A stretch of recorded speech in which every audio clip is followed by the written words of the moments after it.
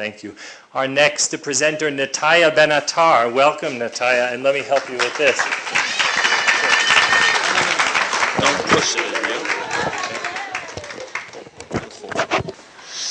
Okay, I studied at the Pecha-nettayah Art Academy at the Silversmithing and Body Object Design Department in Jerusalem. At some point I joined the Alexander Technique School for Teachers. The Alexander Techniques deals with a body-mind relationship into a daily life movement. I created object that connects to the body, restrict the performer, and allows a unique observance of an actual moment in a specific motion, both to the performer to the audience. Some of my pieces are more wide, abstract motion, and takes a specific gesture, and in creating a whole character.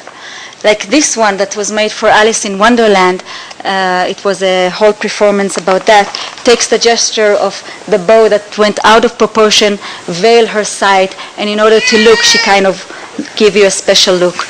This one was inspired by, this one was by confronting the municipality. Sometimes it feels like you really need to fight them when actually they are supposed to help us. Candle for a Soul is a candle representing Jewish religion, the soul, and this is like a surge pipe cut in the eye level. The light shows from there, flicking on the wall like a flying bird. This one I put only to show you I can do silversmithing. Well, you probably understood, at least from my accent, that English is not my original language. My tongue lang is Hebrew. And the language actually really fascinates me in relationship to human consciousness and creating our reality. This was my final project. The main figure in the middle is made out of parchment, which is skin, calf skin. That's the Torah, the Old Testimony is being written on. Arena is a spiral written repeatedly water, the word water, and it's all on a salt surface from the Dead Sea. Then I continued to explore the parchment, translucent. So I tried all different techniques, developing these techniques and implanting also words and blessing inside of it. I specified my work while taking the Yud. The Yud is the smallest letter in the Hebrew alphabet. It's also one of the name of God. It refers to the flow of energy. And I created a flame out of it. You can see the writing that I combine in it.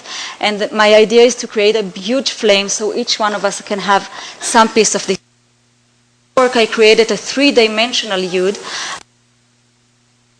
High-tech, top-of-the-line LED lights, so you can get them in all colors. And my goal is to create a blue river that goes into a red flame, with the idea that God is behind all elements. By taking elements from, actually this work was stolen from me when I first got to Taos. And so if someone sees it, it's mine, give me a call, please. I take all kind of elements from nature and do them with parchment, with the idea, because in the Bible it says that the world was created by the Word. And since the Old Testament is being written on parchment, the parchment kind of whispers, and nature also whispers the word of God, the word of the divine, and reminds us that it's all united. So it's not only about being Jewish or something like that. There is also the aesthetic part of it, and if you have it, then you also get a good story behind it. The parchment, in the parchment making processing, they stretch it in frames. So I took that and incorporated it with my art. This one is letter be leather. The leather and light in Hebrew, it sounds the same. The difference is one letter, and this is not a coincidence. That's because to remind us that we are creatures of light and not only a physical body. This is because I'm a woman and I'm an artist. I couldn't avoid the topic. So this refers to a blessing that being told from every day is supposed to be said by a Jewish guy. Blessed for not creating me a woman, a gentle, and a slave. And I wonder where does that bring us? Yeah, so what I do with these frames, I take tendons because they use the tendons in order to connect the different sheets and create the scrolls of the Torah. And I also write it on the biblical way. I studied it, but it's actually a whole profession and art by itself. This is the Yud shape that I was talking about. The Yud is the 10th letter in the Hebrew alphabet. And I took here coins, 10 agorot, which is the smallest coin in the Israeli money, and put 10, so it's like, you know, the Kabbalistic, it's 10 by 10, and 10 has a weight in this, like every letter has a weight in this world, and that was what's created in the name of the name, and not only in the Jewish tradition.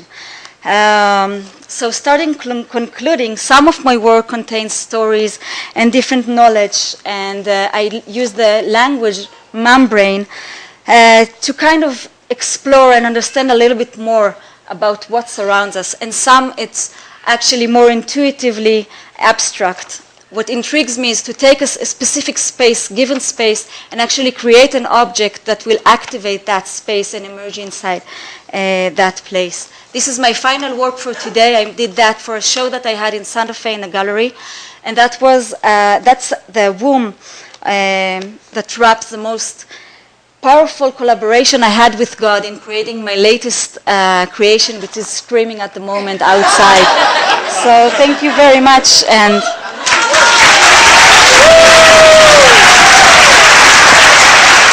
thank you, Nettayah.